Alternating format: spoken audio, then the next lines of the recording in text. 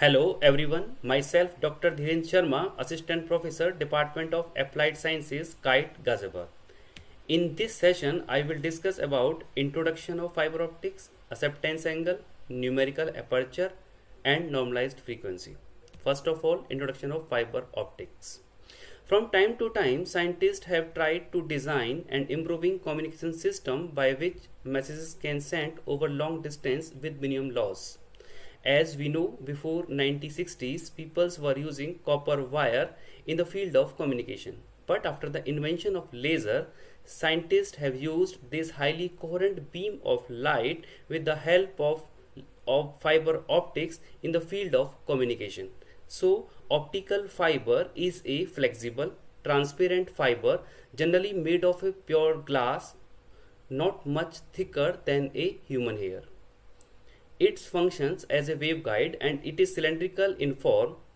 It confines optical signal in the form of light within its surface. As we can see here, this is a diagram of a optical fiber. This is a core and upper layer is cladding and outermost layer is jacket. It has a single dielectric cylinder of radius A, refractive index N1, which is called core, and core is surrounded by solid dielectric called cladding having refractive index N2. And most important point for optical fiber is that refractive index of core is always greater than refractive index of cladding. Now, structure of fiber optics. Fiber optics consists three regions. As we know, innermost layer is core, and upper that there is a layer of cladding, and upper that or higher most layer is that jacket. Core, it is the innermost cylinder with diameter 10 to 100 micrometer and refractive index N1. Light beam is kept within the core using the phenomena of total internal reflection. Cladding, the core is surrounded by a glass or plastic material with refractive index less than core. It provides some strength to core and keep light waves within the core. The difference between N1 and N2 is order of 10 to power minus 3. Jacket, to give the strength and protection of the fiber, it has a uppermost layer of plastic or polymer. The core cladding system is enclosed in an outer jacket to protect it from abrasions, contamination and moistures. Many such fibers with individual jackets are grouped as cables that contain hundreds of fibers.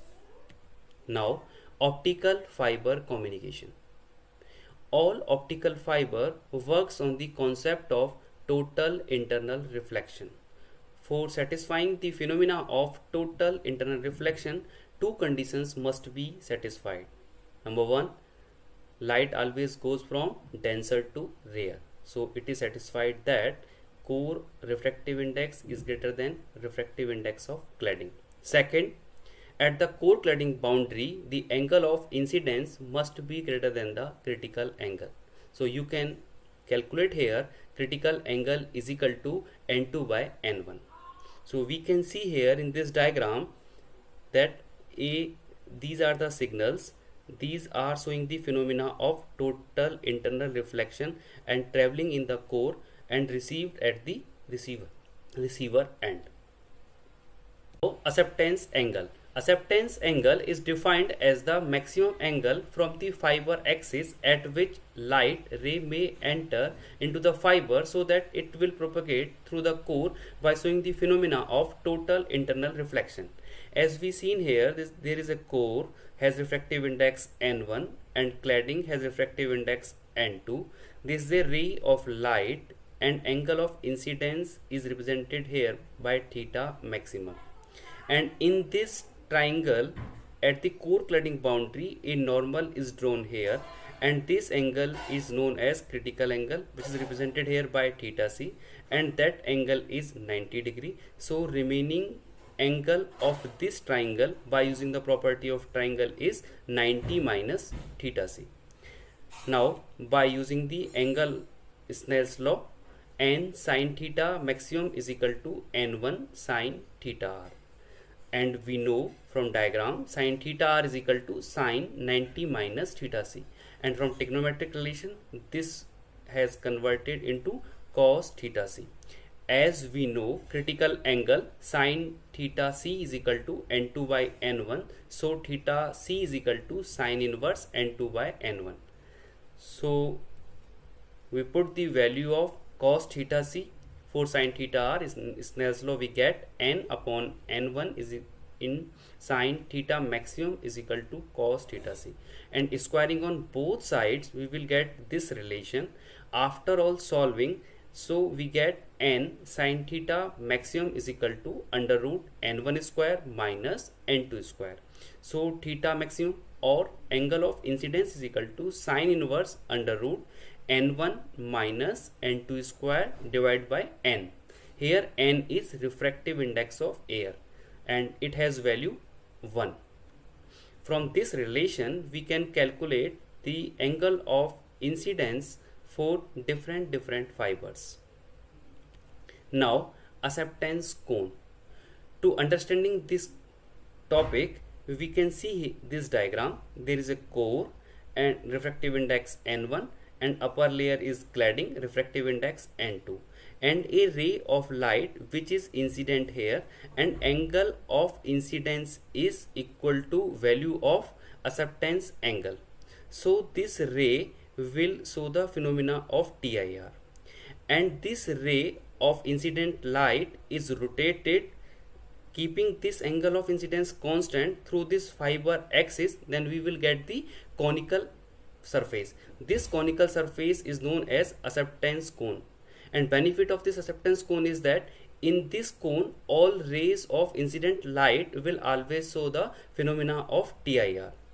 If any light incident greater than the angle of incidence, so you can see here that that message or that signal will not show the phenomena of TIR, and it will leak out from the core and it will traveling in cladding. That is known as the loss. So a cone within which all the rays incident will be collected and propagated through the fiber is known as acceptance cone.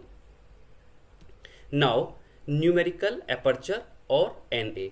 It is also known as light gathering ability of optical fiber. It defines the light acceptance capacity of the fiber, also known as figure of merit, or mathematically it can be calculated here.